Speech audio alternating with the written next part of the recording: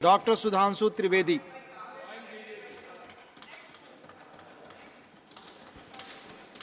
माननीय सभापति महोदय, आज महामहिम राष्ट्रपति जी के इस अभिभाषण पर जब हम उसका समर्थन करने के लिए खड़े हुए हैं तो एक अभूतपूर्व और अलग अनुभूति होती है, क्योंकि यह इस नए संसद भवन में राष्ट्रपति का पहला अभिभाषण है। यह स्वतंत्रता का अमृत महोत्सव पूर्ण होने के बाद राष्ट्रपति का पहला अभिभाषण है और गणतंत्र का अमृत महोत्सव प्रारंभ होने के बाद का पहला अभिभाषण है।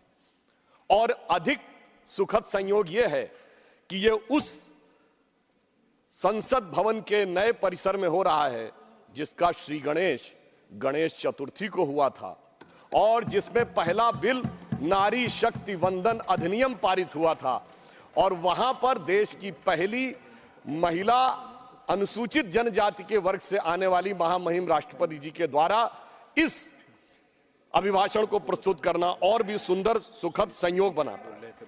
और अधिक संयोग बेहतर इसलिए हो जाता है कि जब यह संसद भवन में प्रारंभ हुआ उससे पहले भारत चांद के अछूते कोने को छूने वाला दुनिया का पहला देश भी बन गया था। और माननीय प्रधानमंत्री जी ने उस पॉइंट का नाम पॉइंट शिव शक्ति रख दिया था, अर्थात स्त्री शक्ति का उद्भव भारत में वनवासी क्षेत्रों से लेकर विधानसभा और संसद से लेकर चंद्रमा की ऊंचाइयों तक पहुंचाने का यह सुखद संयोग बना, जो मोदी जी के नेतृत्व में अमृत काल में भारत की उभरती हुई और आकाश छूती हुई एक नई शक्ति का प्रतीक।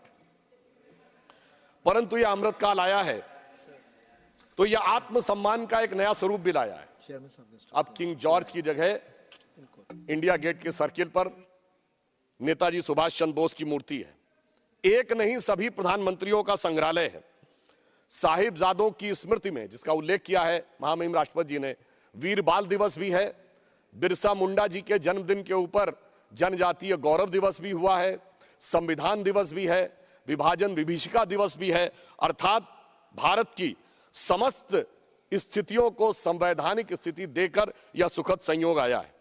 देश की अर्थव्यवस्था आज तेजी से बढ़ रही है। G20 में हम सबसे तेजी से बढ़ती हुई अर्थव्यवस्था है। 5G रोल आउट करने में हम पहले देश बन गए हैं और ब्रिटिश काल का किंग्सवे कांग्रेस के शासनकाल में राजपथ से होते हुए अब कर्तव्य पथ हो गया है। अब लोक रेस कोर्स रोड लोक कल्याण मार्ग हो गया है। इंडियन पैनल कोड भारतीय न्याय संहिता हो गई है और मुगल गार्डन भी अब अमृत उद्यान हो गया है। और इस बात की स्वीकारोक्ति सिर्फ भारत ही नहीं, पूरी दुनिया कर रही है। वर्ल्ड इकोनॉमिक फोरम के चीफ बॉर्ज ब्रेंडे ने कहा है कि India is going towards the exponential growth with peace and no conflict. Investment in R&D and infrastructure is going in such a way that can make India a $10 trillion economy in a decade. ये world economic forum के chief कहते हैं। और Bill Gates ने यह कहा है कि जो इंडिया ने डिजिटल सिस्टम स्थापित किया है वो पूरी दुनिया के लिए अनुकरणीय है। चैथम हाउस थिंक टैंक ने एक आर्टिकल में कहा है कि G20 showcases the power of new emerging India। और तो और हमारे सबसे बड़े प्रतिद्वंदी प्रतिस्पर्धी देश माने जाने वाले चाइना के ग्लोबल टाइम्स ने भी मान लिया आखिर में 2 जनवरी 2024 को अपने एक आर्टिकल में यह स्वीकार कर लिया कि मोदी जी के आने के बाद भारत में अर्थव्यवस्था और विकास बहुत तेजी से आगे बढ़ा है। जितनी भी रेटिंग वाली एजेंसीज हैं, Fitch, Moody, IMF, world bank, Standards and Poor's, ये सब 6.7 से लेके 7.8% तक भारत को बढ़ता हुआ ग्रोथ रेट दिखा रही है। इन सब के अनुसार भारत इस समय वर्ल्ड की सबसे बड़ी प्रमुख इकोनॉमीज में सबसे तेजी से आगे बढ़ रहा है। और सभापति महोदय, मैं कहना चाहूंगा, अब तो इस नए संसद भवन के ऊपर जो भारत के राजकीय चिन्ह के शेर हैं वो भी नई आभा से दिखाई लगने लगे हैं, क्योंकि हमारे बहुत से विरोधी कोर्ट चले गए थे कि शेर कुछ ज्यादा आक्रामक दिख रहे हैं, क्योंकि इनको चाहिए था कि शेर भी बिल्ली जैसे चाहिए थे। परंतु अब संसद भवन में एक ऐसा शेर बैठा है जिसकी वजह से अब किसी की भारत की तरफ आंख उठाने की हिम्मत नहीं है। जो इस भाव में विश्वास करते हैं, न विक्रमार्जितो सिंहस्य क्रियते मृगा, विक्रमार्जित राजस्य स्वयमेव मृगेंद्रता। तो भारत की जो मृगेंद्रता है वो उठकर सामने आ रही है। परंतु मैं माननीय सभापति जी कहना चाहूंगा कि इसकी शुरुआत कहां से हुई। 16 मई 2014 को जिस दिन इस देश में सरकार बदली, उस दिन जनादेश जो मोदी जी के नेतृत्व में स्पष्ट बहुमत में हमें मिला, वो सिर्फ सरकार बदलने के लिए नहीं था, विचार बदलने के लिए था और व्यवस्था बदलने के लिए था। और इसके लिए मैं कोट करना चाहूंगा लंदन का संडे गार्डियन, जिन्होंने हम पे हुकूमत की थी, उनके अखबार को कोट करता हूं। वो 18 मई 2014 को लिखता है अपने एडिटोरियल में, India second tourist with destiny. और आगे वो लिखता है 16 मई 2014, यानी वो दिन जिस दिन मोदी जी के नेतृत्व में हमें स्पष्ट बहुमत मिला, should be known in Indian history as the day on which Britishers finally left India. और आगे वो कहता है कि उसका कारण यह है कि आजादी के बाद लंबे समय तक उन विचारों का शासन रहा जिनके ऊपर ब्रिटिश उपनिवेशवादी मानसिकता की विरासत का प्रभाव था, परंतु पहली बार एक ऐसे विचार के हाथ में पूर्ण सत्ता आई है। अटल जी के जमाने में पूर्ण सत्ता नहीं थी, हमारे हाथ में पूर्ण सत्ता आई है, जो अपने इंसेप्शन और इंस्पिरेशन दोनों में पूर्णता भारतीय है और ब्रिटिश कॉलोनियल लीगेसी से कोई उसका मतलब नहीं है। और यह बदलाव वहां पे दिखा जब नीति आयोग बना। 1 जनवरी 2015 को नीति आयोग ने अपनी पहली जो बैठक की, उसमें कहा कि बहुत दिन भारत विदेश से आयातित आर्थिक विकास के मॉडल्स को लेता रहा। कभी हम रूस की कॉपी बनते रहे नेहरूवियन सोशलिज्म मॉडल में, तो कभी अमेरिका की कॉपी बने, मगर पहली बार नीति आयोग ने अपने रेजोल्यूशन में कहा कि now we will not be borrowing upon any model from outside, we will search from original भारतीय मॉडल। और आपने देखा उसके बाद उसकी शुरुआत इस प्रकार से हुई इस देश में। सबसे पहले प्रधानमंत्री जी ने क्या सोचा, वो अंत्योदय के विचार से प्रेरित थे। सभापति महोदय, जब हम लोग सत्ता में नहीं थे तो हम लोग कहते थे, उगा सूर्य कैसा कहो मुक्ति का ये उजाला करोड़ों घरों में न पहुंचा, खुला पिंजरा है मगर रक्त अब भी थके पंछियों के परों में न पहुंचा। तो प्रधानमंत्री जी ने सबसे पहले यह इंश्योर किया जन धन योजना लाके कि गरीबों के पास अकाउंट होने चाहिए, और आज 54 करोड़ अकाउंट हैं, तो थके पंछियों के परों में सीधा वह रक्त पहुंचे जिसमें ना कोई कट हो ना किसी अन्य प्रकार की चीज। फिर चाहे 11 करोड़ लोगों को शौचालय देना हो, 4 करोड़ गरीब लोगों को आवास देना हो। और इसके द्वारा बढ़ते हुए हमारे कई विरोधी लोग कहते हैं कि साहब रोजगार और व्यवसाय में स्थिति ठीक नहीं है, तो मैं बताना चाहता हूं कि 2014 में EPFO employees provident fund account, यानी कर्मचारी भविष्य निधि खाता, कोई कर्मचारी बनेगा तभी अपना भविष्य निधि खाता बनवाएगा, क्योंकि वो भी पैसा डालेगा और उसका एम्प्लॉयर भी पैसा डालेगा। 2014 में 11 करोड़ थे, आज 27 करोड़ है। तो इसका मतलब 16 करोड़ लोग ऐसे हुए जिनके की खाते इस दरमियान बने, तो उसमें एम्प्लॉयर भी है एम्प्लॉय भी है। इसका मतलब रोजगार के सृजन की दिशा में एक महत्वपूर्ण स्थिति आने वाले टाइम में आई। और हमारे तिरुचि शिवाजी कई बार कह रहे थे डेट के बारे में, तो मैं बताना चाहता हूं भारत दुनिया की समस्त अर्थव्यवस्थाओं में डेट टू जीडीपी रेशियो में सबसे बेहतर स्थिति में है। आप China, America, Japan, France, Germany किसी से भी तुलना कर लीजिए, हम डेट टू जीडीपी रेशियो में सबसे बेहतर स्थिति में है। पर्सनल डेट में हम सबसे बेहतर स्थिति में है। 73% लोग ऐसे हैं भारत में जिन्होंने कोई पर्सनल डेट नहीं ले रखा है। तो इसीलिए IMF ने हमारी अर्थव्यवस्था की वह तारीफ भी की है। परंतु ये सारा आर्थिक विकास सभापति महोदय तब तक बेमानी होता है जब तक उस विकास के साथ राष्ट्र के आत्मगौरव का भाव भी उसमें ना हो। क्योंकि आप विकसित होकर भी विश्व के सामने अपनी क्या तस्वीर रखेंगे। तो मैं कहना चाहता हूं कि महामहिम राष्ट्रपति महोदया का अभिभाषण एक और दृष्टि से महत्वपूर्ण था। सभापति महोदय, ये 5 साल के बाद आने वाली सरकार का, जो दोबारा भी आने वाली है, सिर्फ 5 साल के बाद आने वाली सरकार का अभिभाषण नहीं था, उस कालखंड का अभिभाषण नहीं था। 500 साल के बाद आने वाले भगवान राम के आगमन के उस अलौकिक अनुभूति के कालखंड का भी था। और मैं यह भी बताना चाहता हूं, देखिए इस देश में भगवान राम, उनके जीवन ने इस राष्ट्र और समाज को जो प्रेरित किया, वो राम मंदिर के समय में किस रूप में हुआ मैं बताना चाहता हूं। अगर भगवान राम का जन्म केवल इसलिए हुआ था कि रावण का वध करना था, तो अयोध्या के राजा के रूप में अयोध्या की सेना लेकर जाते, रावण को मार देते, परंतु उससे धर्म नहीं स्थापित होता। इसलिए पहले राजा राम को वनवासी राम बनना था, उसके बाद निषाद राज का सम्मान, उसके बाद माता शबरी का सम्मान, उसके बाद सुग्रीव का राज्याभिषेक, फिर बानर, रीछ, भालू अर्थात समाज के उन दूर के कोनों में खड़े हुए लोग जहां तक किसी की दृष्टि भी नहीं जाती थी, सबको संगठित किया और संगठित करके तब जाकर उस समय की विश्व की सबसे बड़ी शक्ति को उन्होंने परास्त किया। अर्थात समाज के हर वर्ग को सम्मान स्थान देकर तब जाकर राम का राज्याभिषेक हुआ था। और आज आप देखिए, चाहे 4 करोड़ गरीबों को आवास मिला है, 11 करोड़ लोगों को शौचालय मिला है और 54 करोड़ लोगों को जनधन अकाउंट मिले हैं, 50 करोड़ लोगों को आयुष्मान भारत में कवर मिला है, वो तो है, परंतु ये भी एक सुखद संयोग देखिए जो लोग हमसे कहने का प्रयास करते हैं। मैं याद दिलाना चाहता हूं, श्री राम जन्मभूमि का शिलान्यास जो 9 नवंबर 1989 को हुआ था, उसकी पहली ईंट जो पूरे शास्त्रीय विधान से हुआ था, जिसको सम्रांगण सूत्रधार कहते हैं उस ग्रंथ के अनुसार, पर पहली ईंट बिहार के कामेश्वर चौपाल ने रखी थी, जो आप लोगों के अनुसार सो कॉल्ड लोअर कास्ट में आते हैं। हम किसी को हायर और लोअर कास्ट नहीं मानते। और फिर संयोग देखिए, जब जजमेंट आता है 2019 में, तो उस समय हमारे महामहिम राष्ट्रपति श्री रामनाथ कोविंद थे, जो अनुसूचित जाति समाज से आते थे। और आज जब राम मंदिर का उद्घाटन होता है, तो हमारी राष्ट्रपति द्रौपदी मुर्मू जी हैं, जो अनुसूचित जनजाति से आती हैं। और उस प्राण प्रतिष्ठा के मुख्य जजमान हमारे प्रधानमंत्री श्री नरेंद्र मोदी जी थे, जो पिछड़े वर्ग से आते हैं। मुझे लगता है जो राम के काल में हुआ था, सबको सम्मान, सबको स्थान, सबको सत्ता में स्थान, वही राम मंदिर के काल में भी हो रहा है। परंतु एक फैक्ट मैं और यहां पे कहना चाहता हूं, कई बार हम लोग उस समय छात्र जीवन में थे और ये कहा जाता था कि साहब ये मंडल के जवाब में कमंडल आया था। तो मैं एक स्पष्ट करना चाहता हूं, ये पूरी तरीके से भ्रांति है।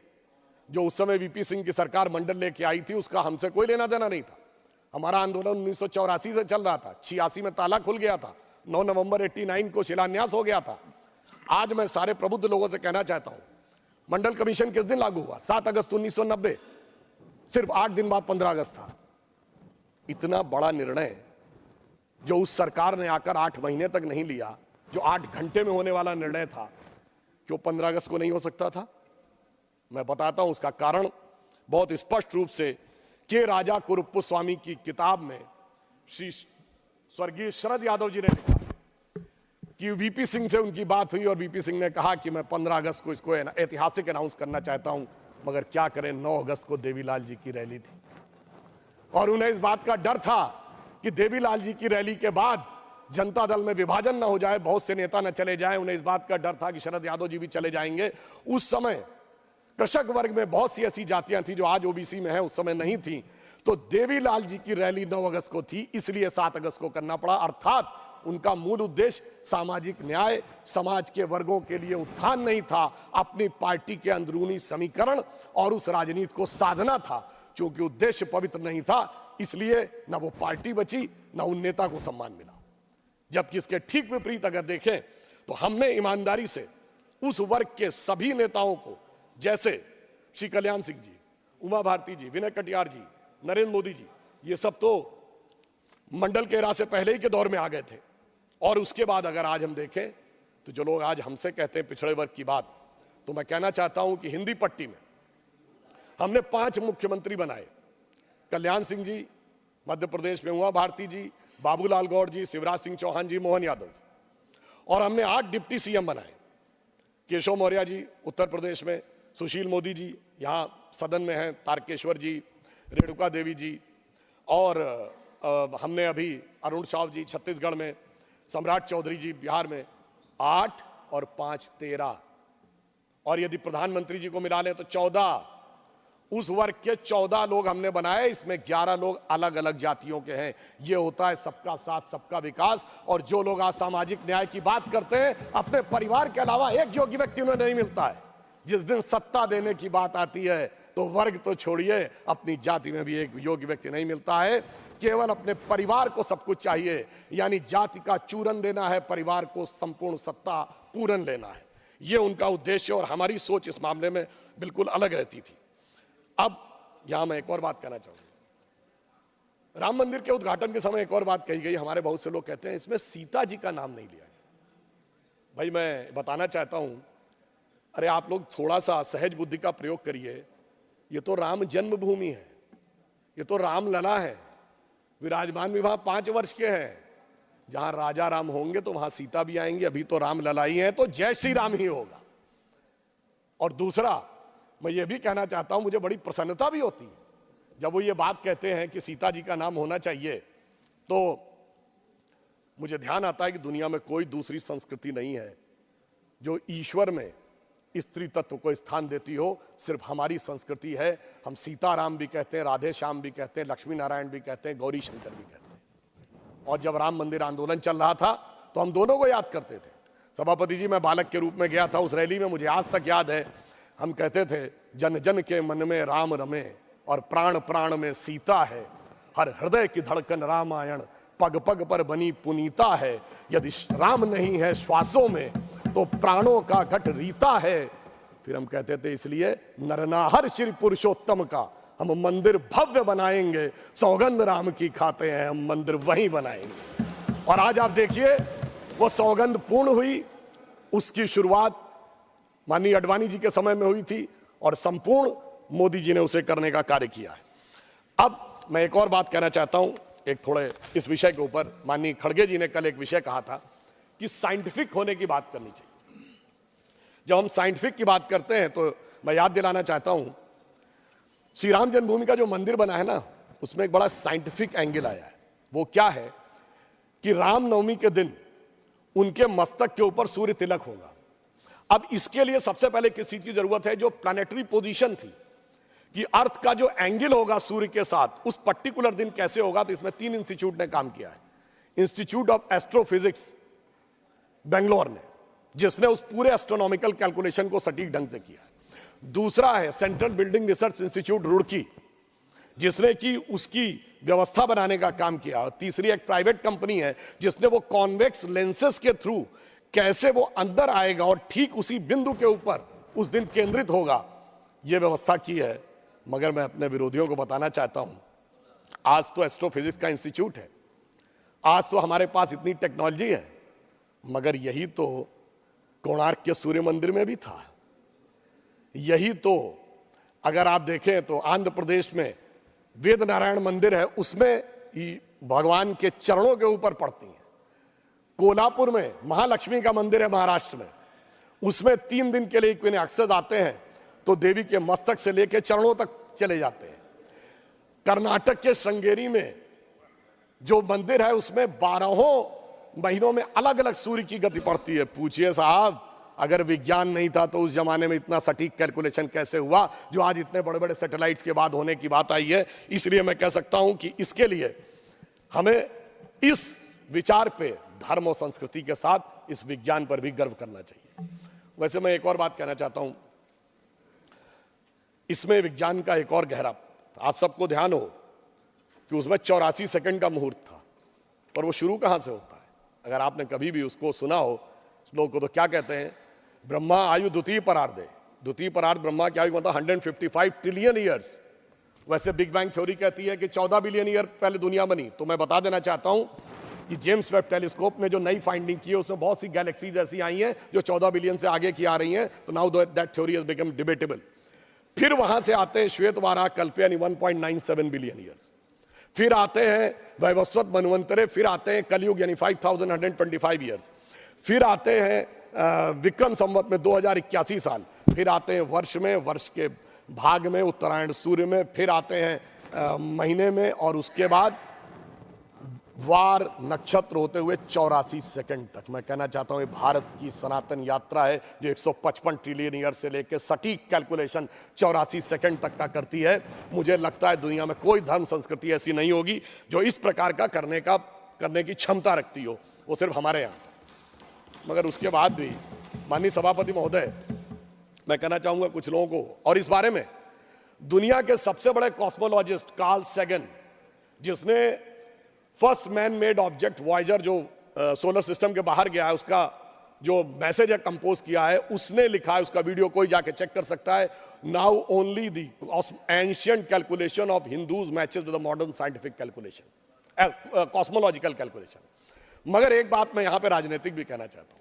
मान्यवर बहुत से लोग कहते थे कि श्री राम जन्मभूमि की प्राण प्रतिष्ठा का मुहूर्त ठीक नहीं है, मगर मैं कहना चाहूंगा उन सारे लोगों को देख लेना चाहिए कि राहुल गांधी जी ने जो यात्रा शुरू की है, इसका मुहूर्त कैसा था, जरा इस पे विचार कर लेना चाहिए।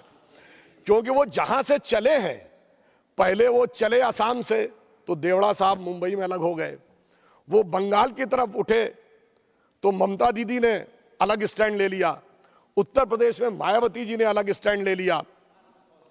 पंजाब में आम आदमी पार्टी अलग हो गई। बिहार पहुंचे तो गठबंधन ही पलट गया। आज वो रांची में है। साहब, सरकार तो बच गई पर वहां भी मुख्यमंत्री चला गया। तो जरा विचार करना चाहिए उन लोगों को कि उन्होंने ये कौन से मुहूर्त में काम शुरू किया है। परंतु उसके उपरांत जिस ढंग से इंडिया गठबंधन की राहुल गांधी जी की यात्रा चल रही है, तो उसके लिए जो हकीकत से मुंह मोड़े हुए हैं, उसके लिए मैं कहना चाहूंगा कि आंख मूंद लेने से ये खतरा न टल जाएगा। आंख मूंद लेने से ये खतरा न टल जाएगा। अब वो देखना पड़ेगा जो देखा न जाएगा, और शिजरा बिखरने को है इस मोहब्बत की दुकान का, झूठी तसल्लियों से अब संभाला न जाएगा। और यह भी एक संयोग देखिए कि कल माननीय खड़गे जी के मुंह से निकल गया था 400 पार, और शाम को दीदी ने कह दिया कांग्रेस को तो 40 की दरकार। मतलब आप ये सोचिए कि यहां पे विषय आया 400 पार, वहां आया 40 की दरकार, और गठबंधन में मची हुई है ऐसी मारामार कि प्लीज प्रमोद जी, प्रमोद जी आज गठबंधन के अंदर जिस प्रकार की मारामार है, तो मुझे लगता है कि इंडी गठबंधन के लोगों के दिल में तो ये विचार आ रहा होगा, आपको मौका आएगा बोलिएगा प्लीज, कि ये रश के जन्नत मुझे कोई आपकी बात रिकॉर्ड पे नहीं जा रही, आपकी बात रिकॉर्ड पे नहीं जा रही है, आपको मौका आएगा तो आप बोलिएगा। अच्छा चलिए, ममता दीदी ने तो कहा ना 40 की दरकार, इसमें तो कोई किंतु परंतु की गुंजाइश नहीं है कि 40 भी नहीं मिलेंगी। तो महोदय, मैं कहना चाहता हूं, आज जिस ढंग की गठबंधन में मारामार हो रही है, तो मुझे लगता है कि शायद वो गठबंधन के सदस्य लोग कह रहे होंगे कि ये रश के जन्नत मुझे अब रास आती नहीं, मैं तो जहन्नुम में ही खुश था, है मेरे परवरदिगार। और एक बिंदु मैं और कहना चाहता हूं, बहुत गंभीरता से आज हमारे विपक्ष के लोग कहते हैं कि साहब वो SC ST OBC के आरक्षण को लेकर, उनकी जनगणना को लेकर बहुत कंसर्न है, उनके मन में बड़ी वेदना है। तो मैं पूछना चाहता हूं, यदि उस आरक्षण के लिए इतनी वेदना है, चाहे वास्तविकता में वेदना है या वोट के तराजू पर तौल कर, सियासत के माहौल को खोल कर तब देखा जाता है कि किस आरक्षण का कब इस्तेमाल करना है। अगर ये सच था तो क्या ये सच नहीं है कि इन्हीं लोगों के शासनकाल में अलीगढ़ मुस्लिम यूनिवर्सिटी से SC ST OBC का आरक्षण समाप्त हो गया, कोर्ट ने उसको क्वैश कर दिया। 81 में फिर इंदिरा जी की सरकार लाई, इलाहाबाद हाई कोर्ट ने फिर क्वैश कर दिया, 2006 में मनमोहन सिंह जी की सरकार फिर लेके आई। कहां चला गया, कहां चला गया? इसलिए कि वोट बैंक पे तौला जाता है कौन सा तगड़ा वाला वोट बैंक है, फिर उसके लिए बोला जाता है। जामिया में खत्म, जम्मू कश्मीर में SC ST OBC का आरक्षण नहीं, क्यों नहीं? और मैं बताना चाहता हूं, जो लोग आज कहते हैं समाज के उन वर्गों के लिए, जम्मू कश्मीर इस देश का एक ऐसा इकलौता राज्य था जहां वाल्मीकि समाज के प्रतिभाशाली बच्चे चाहे कितना भी पढ़ जाएं, सिर्फ सफाई कर्मचारी बन सकते थे। जब 370 हटी है, उसके बाद वो बराबरी मिली है। आप इस सीमा तक दबा के रखते थे, और हमने महर्षि वाल्मीकि इंटरनेशनल एयरपोर्ट बनाया है। यह दर्शाता है मोदी जी की सोच और आपकी सोच में कितना बड़ा अंतर है। और फिर इतना ही नहीं है माननीय सभापति महोदय, बाकी तो छोड़ दीजिए, ये लोग तो अगर इनके नेता के घर पर भी अटैक हो जाए और लगे कि वो दूसरा वाला वोट बैंक ज्यादा तगड़ा, चुप्पी साध लेते हैं। कर्नाटक में कांग्रेस के एक MLA थे, 2018 या 20 की बात है, अखंड श्रीनिवास मूर्ति, अनुसूचित जाति के थे, उनके घर पर अटैक हो गया, और अटैक करने वाले लोग जला के फूंक दिए। उसके बाद भी लोग शांत रहे, उन लोगों को बेल भी मिल गई, वो बेचारे सुप्रीम कोर्ट गए बेल क्लैश कराने, अब तो खैर पार्टी भी छोड़ के चले गए।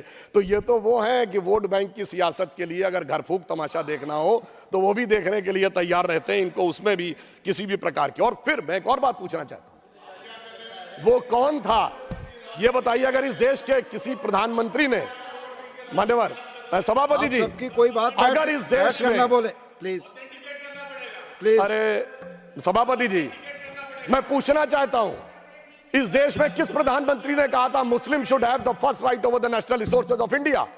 आपने तो नहीं कहा एससी, एसटी, ओबीसी और गरीब का होना चाहिए। हमारे मोदी जी ने कहा गरीब का पहला हक है, वंचित का पहला हक है, किसान का पहला हक है, महिला का पहला हक है। यह दिखाता है कि आपकी हकीकत क्या थी, दिल में क्या है और सामने क्या है। फिर मैं ये भी बताना चाहता हूं कि ये हकीकत जो बोली थी मनमोहन सिंह जी ने ऐसे ही नहीं थी। कर्नाटक की सरकार ने एक आदेश निकाला है। जिस समय चुनाव लड़े थे तो कहा था कि हम सबको जैसे 2000-3000 की जिस प्रकार की छूट देंगे, चुनाव में आ गए। फिर आदेश निकाला कि माइनॉरिटी कम्युनिटी के जो लोग 4 व्हीलर खरीदना चाहेंगे तो सरकार 50% पे करेगी। यानी अगर 4 लाख का होगा तो 2 लाख पे करेगी, 6 लाख का होगा तो 3 लाख पे करेगी। यह है असलियत। एक वोट बैंक के लिए 2 और 3 हजार और दूसरे के लिए 3 लाख। मान्यवर, इसलिए जो पहले था वही आज भी है। और फिर मैं और बताना चाहता हूं, आपस में बात ना करें। हमारे पश्चिम बंगाल के लोग, माननीय सभापति जी, अभी पिछड़ा वर्ग आयोग ने पश्चिम बंगाल की सरकार को तलब किया है। किस बात के लिए तलब किया है? क्योंकि उन्होंने 81 जातियों को जोड़ा ओबीसी में और उसमें 73 मुस्लिम थे। पिछड़े वर्ग आयोग ने पूछा ये कैसे हुआ? साहब अभी तक उसका सही जवाब नहीं दे पाए। और मोस्ट बैकवर्ड के लिए उन्होंने 87 जातियों की रिकमेंडेशन की, उसमें 80 मुस्लिम थी। पिछड़े वर्ग आयोग ने पूछा है और मेरी जानकारी के अनुसार 8 फरवरी को उनके चीफ सेक्रेटरी को, वेस्ट बंगाल के चीफ सेक्रेटरी को बुलाया हुआ है। यह मैं देश के सामने रखना चाहता हूं। यह है असली हकीकत। ऊपर से खाने के दांत और दिखाने के दांत और है। इसलिए हम ईमानदारी के साथ, पूरी संवेदना के साथ हम समाज के सभी वर्गों में किसी भी प्रकार का भेदभाव किए बगैर ईमानदारी से उनके लिए सब कुछ करने को तैयार रहते हैं। और ये वैसे विचार हमारे मित्र लोग अन्यथा न लें, ये उन लोगों की आदत, माननीय सभापति महोदय, पुरानी है। अगर इन लोगों को कोई आपत्ति हो तो मैं कहना चाहता हूं, डॉक्टर बाबा साहब अंबेडकर ने 27 अक्टूबर 1951 को जालंधर में अपने भाषण में कहा था, और किसी को समस्या हो तो doctor Ambedkar writings and speeches publish by ministry of social justice in 2014, उसके वॉल्यूम 17 और पार्ट 3 में वो पूरा भाषण है, जिसमें वो बड़े दुख के साथ कहते हैं कि नेहरू जी को माइनॉरिटी कम्युनिटी के प्रति कुछ बहुत ज्यादा लगाव है और इसलिए वो दलितों के हितों की अनदेखी कर देते हैं। उन्होंने कहा कि मैं इस बात के विरोध में नहीं हूं कि मुस्लिमों को नहीं मिलना चाहिए, परंतु दलितों की कीमत पर मिले, मुझे इस बात का बहुत दुख है। और मैं उनका वर्ड कोट करना चाहता हूं। उन्होंने कहा कि नेहरू जी पिछले 20 साल से इस देश के सबसे बड़े नेताओं में से एक हैं। उन्होंने 2000 से अधिक भाषण दिए होंगे और उसमें उन्होंने अनेक बार मुस्लिम समाज के लिए बहुत सारी बातें कही हैं, मगर दलितों के लिए उनको वो देखने को नहीं मिलता। और उनका जो वर्ड है कि मैं मुस्लिमों की उपेक्षा नहीं होनी चाहिए, ये मेरा विचार है, परंतु मुस्लिमों को दलितों की कीमत के ऊपर आनंद करवाया जाए, यह मैं उचित नहीं मानता, क्योंकि दलितों को अधिक सुरक्षा की आवश्यकता है। ये डॉक्टर अंबेडकर के स्पीचेस में लिखा हुआ है। और आज वैसे एक और बात बता दूं मान्यवर, आज ये लोग अपने हिसाब से कैसे बदलाव करते हैं। मान्यवर, मैं देश के समक्ष ये कहना चाहूंगा कि जातिगत आइडेंटिटी की बात आती है तो इस देश में एक ही नेता है जिसकी जाति, उपजाति और गोत्र भी प्रेस कॉन्फ्रेंस में बताया गया, क्योंकि तब उनको लगता है कि उसका फायदा हो सकता है। और इतना ही नहीं, जनेऊ भी दिखाया गया प्रेस कॉन्फ्रेंस में, यानी तब लगा कि शायद इसका फायदा हो सकता है, मगर फिर जब लगा कि कुछ और होना चाहिए तो बदल गए। सिर्फ 5 साल के अंदर बदल गए। और मैं ये भी बात बताना चाहता हूं मान्यवर, जब ये लोग जातिगत विषय की बात करते हैं तो ये भी एक संयोग, इसको अन्यथा न ले। ऑन द लाइटर नोट मैं कहता हूं, इस देश में एक ही प्रधानमंत्री हुए जिन्होंने अपनी जातिवाचक संज्ञा अपने नाम के आगे लगाई। हमने कभी पंडित अटल बिहारी वाजपेयी नहीं कहा था, मगर एक ही पंडित जी हुए भारत की राजनीति में, यानी तब उसका फायदा था तो उस चीज को आगे करना है, आज दूसरा फायदा है तो दूसरे को आगे करना है। इसलिए परिस्थितियों के अनुसार इनका सामाजिक न्याय का समीकरण बदलता रहता है, यह मैं देश को बताना चाहता हूं। जबकि हमारी सोच पिछले 70 सालों में कभी भी किसी भी प्रकार से बदली नहीं है।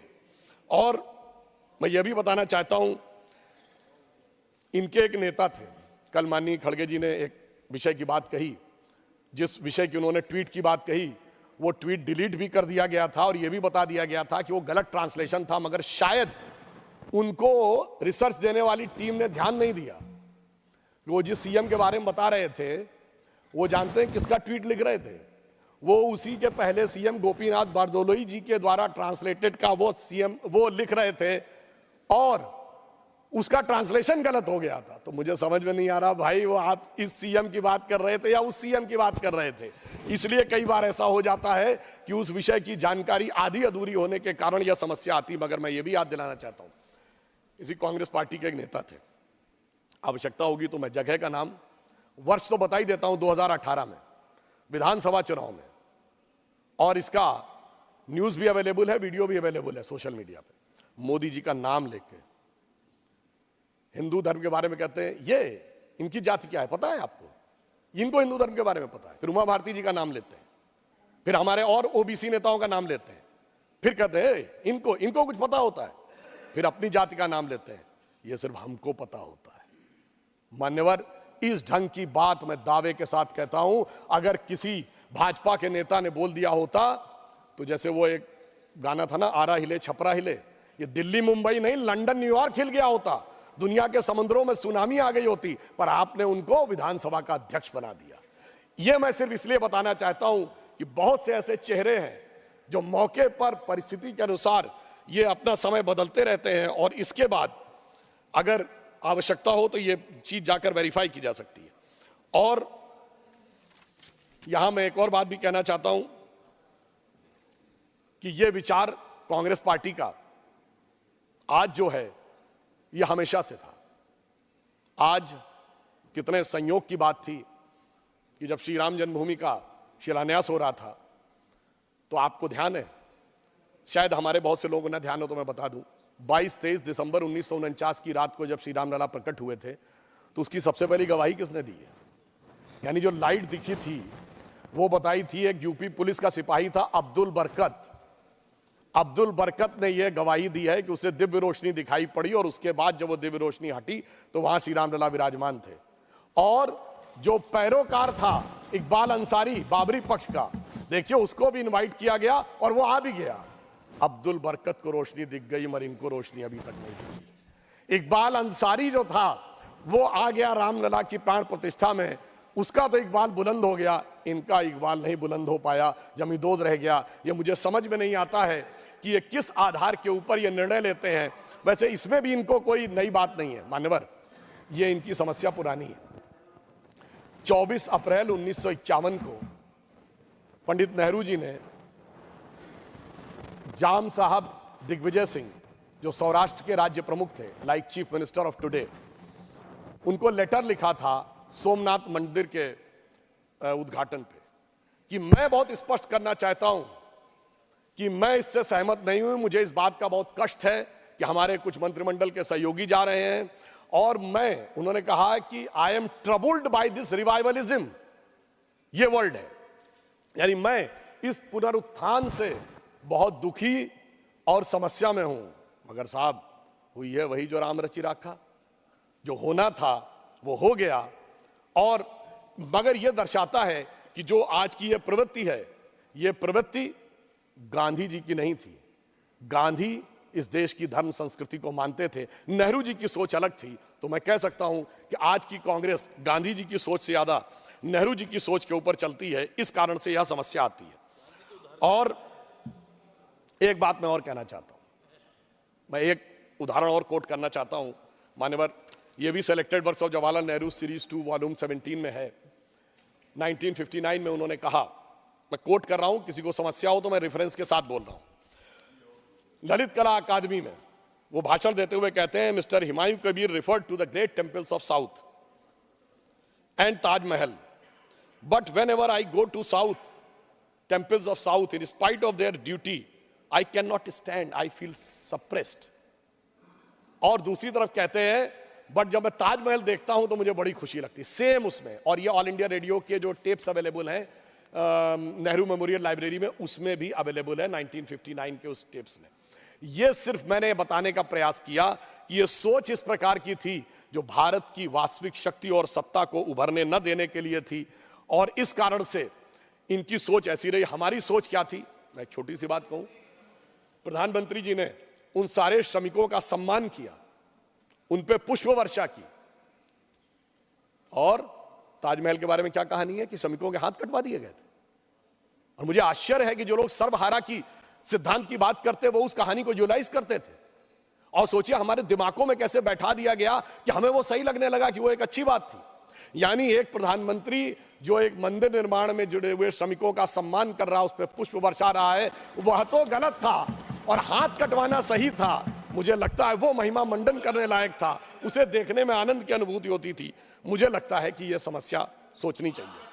और अंत में मैं एक बात कहना चाहता हूं, एक बात और मान्यवर, ये लोग कहते हैं भाई जातिगत जनगणना कराइए, बिल्कुल अच्छी बात है, पर पहले तो बताइए जातिगत जनगणना रोकी किसने थी, किसका निर्णय था? ये 1951 में नेहरू जी का निर्णय था ना, और उस समय तो कॉन्स्टिट्यूएंट असेंबली थी, क्योंकि चुनाव तो 52 में हुए। और फिर हमने बचपन में सभापति महोदय सुना, इंदिरा जी के जमाने में कांग्रेस की क्या सोच थी, जात पे ना पात पे, इंदिरा जी की बात पे मोहर लगेगी हाथ पे। राजीव गांधी जी के जमाने में क्या था, 6 दिसंबर 1990 को इसी सदन में मंडल कमीशन का विरोध करते हुए राजीव गांधी जी ने कहा कि कांग्रेस पार्टी जात पात में विश्वास नहीं करती, हमारा नारा है जात पे ना पात पे, मोहर लगेगी हाथ पे। अरे भाई, मैं पूछना चाहता हूं, नेहरू जी सही थे कि इंदिरा जी सही थी कि राजीव जी सही थे, या आज के आपके कुल गौरव सही हैं, या दोनों सही थे? जैसी मौका मिल जाए वैसा सही था। तो मैं कहना चाहूंगा कि एक जमाने में जो पार्टी कहती थी जात पे ना पात पे, इंदिरा जी की बात पे मोहर लगेगी हाथ पे, वो अपने पुरखों की बात को धर के लात पे पार्टी ले आए फुटपाथ पे। एक और मैं बात कहना चाहता हूं मान्यवर, एक और विषय, माननीय खड़गे जी ने कहा था कि देश की साक्षरता दर और एक इनकलाब आएगा, 1951 में 18% थी।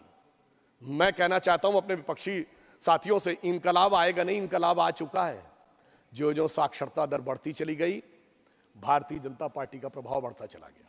मैं आपको सुलभ संज्ञान के लिए बताना चाहता हूं, भारत की साक्षरता दर 50% क्रॉस की 1991 में, हम मुख्य विपक्षी दल बन गए। इंडिया की पॉलिटिक्स यूनिपोलर से बाइपोलर हो गई। 2001 में साक्षरता दर ने क्रॉस किया 60%, हमारे नेतृत्व में गठबंधन की सरकार आ गई। 2011 में 70% क्रॉस किया, मोदी जी के नेतृत्व में स्पष्ट बहुमत की सरकार आ गई। 2021 में 80% क्रॉस करेंगे, 400 के बहुमत की सरकार आएगी। क्यों? जो जो समाज शिक्षित हो रहा है, सत्य का साक्षात्कार हो रहा है। बाबा साहब अंबेडकर ने कहा था, शिक्षा शेरनी का दूध है, जो पी लेगा उसके मन में कोई कंफ्यूजन या संशय नहीं रहेगा। और भारत की युवा पीढ़ी उसको देखकर पूरी तरीके से आगे बढ़ती चली जा रही है। अब यहां पर मैं एक और बात कहना चाहूंगा। एक और आरोप लगाया जाता है कि साहब ईडी और सीबीआई का बड़ा उपयोग हो रहा है। तो मैं याद दिलाना चाहता हूं, आज हम लोग 2024 में बैठे हैं। आज दो दलों का नाम सबसे ज्यादा आता है, झारखंड मुक्ति मोर्चा और राष्ट्रीय जनता दल, बिहार और झारखंड का। महोदय, मैं कहना चाहता हूं कि कई बार हम लोग बचपन में देखते थे, फिल्मों का बड़ा फेमस डायलॉग होता था, 20 बरस पहले की बात है। आज मैं कहना चाहता हूं 30 बरस पहले की बात है, 1994। सिर्फ वो उदाहरण दे रहा हूं जो कोर्ट से प्रूव हो चुके हैं। एकमात्र केस जिसमें सुप्रीम कोर्ट से यह प्रूव हो गया कि रिश्वत लेकर सरकार बचाई गई, वो झारखंड मुक्ति मोर्चा रिश्वत कांड 1994, जिस समय झारखंड के जेएमएम के सांसदों ने नरसिम्हा राव की कांग्रेस सरकार बचाई। ये तब क्या मोदी जी थे क्या, अमित शाह जी थे क्या, भाजपा थी क्या? भाई, आप तो उस जमाने से ऐसे चलते चले आ रहे हैं, आज खामखा में हम पे आरोप लगा रहे हैं। मतलब 1997 में लालू प्रसाद यादव जी जेल चले गए, हम लोग युवावस्था से प्रौढ़ावस्था में आ गए लालू जी को जेल से अंदर बाहर देखते हुए, और आज कहते हैं कि साहब वो तो 2014 के बाद प्रॉब्लम है। मैं तो कह रहा हूं 1994 में भी ये साथ साथ थे जेएमएम कांग्रेस वाले, और आज भी साथ साथ हैं। मतलब ऑन द लाइटर नोट मैं कहना चाहूंगा, एक पुराना गीत था ना, तो उसको थोड़ा परिवर्तित कर दें कि शायद ये दोनों दल एक दूसरे से कह रहे हैं कि 30 साल पहले मुझे तुमसे प्यार था, जिया बेकरार था, यही भ्रष्टाचार था, आज भी है और कल भी रहेगा। अब मैं यह भी बताना चाहता हूं, इसलिए आज आप जिस प्रकार का विभाजन। और मैं एक और बात मैं कहना चाहता हूं, अगर हमारे विरोधियों को कोई आपत्ति है तो मैं विनम्रता से कहता हूं 1990 के बाद की एक लोकसभा बता दें जिसमें इन दलों के नेताओं ने भ्रष्टाचार के आरोप में कोर्ट कचहरी और जांच एजेंसी के चक्कर न काटे हो। श्री पीवी नरसिम्हा राव जी के जमाने से लेके मनमोहन सिंह जी की दोनों सरकारों के जमाने में। तो भाई अगर आपका तो ये भ्रष्टाचार से याराना बहुत पुराना है और इसके लिए सिर्फ मोदी जी पर इल्जाम लगाना है, मैं तो ये बात सही नहीं मानता, ये यथार्थ है। मगर मैं ये भी कहना चाहता हूं कि जब भ्रष्टाचार को कवर अप करना होता है तो कैसे कवर किया जाता है मान्यवर? मैं एक बात कहना चाहता हूं, करप्शन को एक सी से नहीं कई सी से कवर किया जाता है। उसमें कास्टिज्म भी लाना है, उसमें कम्युनलिज्म भी लाना है और उसमें क्रिमिनलिज्म भी लाना है। इस ढंग से कवर अप किया जाता है करप्शन के लिए। तो जब जरूरत होती है तो देश के अंदर विभाजन की बात करो ताकि मुद्दे से ध्यान हट जाए, करप्शन से बात हट जाए। तो कोई क्षेत्र की बात करेगा, कोई वर्ग की बात करेगा, कोई जाति की बात करेगा। मैं सिर्फ ये कहना चाहता हूं कि मान्यवर, इन्होंने जिस प्रकार के डिवीजन की बात कही तो मैं एक पंक्ति में कहना चाहता हूं कि अंग्रेजों ने हमको बांटा, फिर भी अपने देश की खातिर इन्होंने हर परिवेश को बांटा कुर्सी के उद्देश्य की खातिर। आज एक हमारी सोच इनकी सोच में क्या अंतर है जो माननीय राष्ट्रपति जी के अभिभाषण से स्पष्ट हुई है। प्रधानमंत्री जी ने कहा है कि अब अमृतकाल आ गया है और हमें इस प्रकार के सभी प्रभावों से अपने को मुक्त करना है और उस प्रभाव से मुक्त होकर हमें एक नई दिशा में आगे बढ़ना है। यहां पर एक और बात कही थी हमारे विपक्षी दलों के लोगों ने, वो कहते हैं हम तो बहुजन की बात करते हैं। मान्यवर, ये वास्तविकता में कहते तो बहुजन की बात है पर करते सिर्फ परिवारजन की बात है। ये बहुजन हिताय बहुजन सुखाय नहीं चलते, परिजन हिताय परिजन सुखाय चलते हैं। मगर इनकी सोच और हमारी सोच में अंतर यह है कि मोदी जी कहते हैं यदि आप बहुजन की बात करेंगे तो भी कुछ जन तो छूट जाएंगे। तो मोदी जी उस विचार से प्रेरित हैं जो कहती है सर्वे भवन्ति सुखिनः सर्वे सन्तु निरामया सर्वे भद्राणि पश्यन्तु मा कश्चित् दुःख भाग् भवेत्। सबको मिलेगा, जो सरकार की नीतियां होंगी, सरकार के लाभ होंगे, वो सबको मिलेंगे। इसमें किसी भी प्रकार का जो भेदभाव हमारी तरफ से नहीं किया जाता है। और मैं ये भी कहना चाहता हूं, एक और आरोप लगाया गया था कि विपक्ष के नेताओं का सम्मान नहीं होता। माननीय खड़गे जी ने एक उदाहरण दिया था, वो उदाहरण अटल जी के प्रधानमंत्री का नहीं था। वो जब वो विदेश मंत्री बने थे तो विदेश मंत्रालय में जवाहरलाल नेहरू जी की फोटो लगी थी, वो हटा दी गई। तो उन्होंने कहा नहीं, जो देश के प्रथम प्रधानमंत्री थे वो जहां जैसे है वैसे ही रहना चाहिए। ये हमारा संस्कार है और मोदी जी ने उसको कितना आगे बढ़ाया। सरदार पटेल की मूर्ति दुनिया की सबसे ऊंची मूर्ति बना दी। हमने इस बात की चिंता नहीं की कि उनके कालखंड में संघ पर प्रतिबंध लगा था, मगर अफसोस की बात यह है कोई भी आज तक गया नहीं है। अब यह बताइए, भारत रत्न मदन मोहन मालवीय जी तो कांग्रेस के अध्यक्ष थे, उन्हें भारत रत्न मिला। प्रणब मुखर्जी जी कांग्रेस के नेता थे, उन्हें भी भारत रत्न मिला। क्या पद्म अवार्ड तरुण गोगोई जी को नहीं मिला? क्या एससी जमीर जी को नहीं मिला? और अभी आदरणीय कर्पूरी ठाकुर जी को मिला। यह ईमानदारी है हमारी सरकार की। समाज के जिस जिस व्यक्ति ने, जिस जिस महापुरुष ने जो जो योगदान दिया, हमने ईमानदारी से किया है। और इनके यहां ये सम्मान की बात करते, इनके यहां तो ऐसा था मान्यवर, इस देश में 2 ही प्रधानमंत्री हुए जिन्होंने अपनी सरकार में अपने अंदर गठित कमेटी के द्वारा अपने को भारत रत्न अर्पित किया। एक पंडित जवाहरलाल नेहरू और एक श्रीमती इंदिरा गांधी जी। इन्होंने अपने नेताओं को नहीं दिया, हमने सबको दिया। ये मोदी जी की विराट सोच और इन चीजों के बारे में हमारा जो नजरिया है वो उसको दर्शाता है। और मैं ये भी कहना चाहता हूं कि ये उदारता मोदी जी कब दिखाते हैं, जब उनके लिए क्या क्या शब्द नहीं बोला जाता है। मतलब मृत्यु का प्रकार से लेके अनेक प्रकार की बातें, कब्र खुदेगी वगैरह वगैरह, जाने क्या क्या चीजें हैं। मगर उससे अविचलित रहते हुए, जैसा मोदी जी ने एक बार कहा था कि लोगों ने उनसे पूछा कि आप साहब छुट्टी भी नहीं लेते, इतनी ऊर्जा कहां से पाते हैं? तो उन्होंने कहा था रोज 1 से 2 किलो गाली खाता हूं और उसके बाद उसी से ऊर्जा पाकर पुनः आपकी सेवा में लग जाता हूं। आप सोचिए, आज डिजिटल डाटा का जमाना है। जितने अपशब्दों का प्रयोग माननीय मोदी जी के लिए किया गया होगा, इतना कभी किसी के लिए नहीं किया होगा। इसके बावजूद विपक्ष के जितने नेताओं को सम्मान दिया गया है, इतना भारत के इतिहास में कभी किसी को नहीं दिया गया होगा। इसलिए वो ऊर्जा पाते हैं जो समाज को बदलाव करने में एक महती भूमिका निभाती है।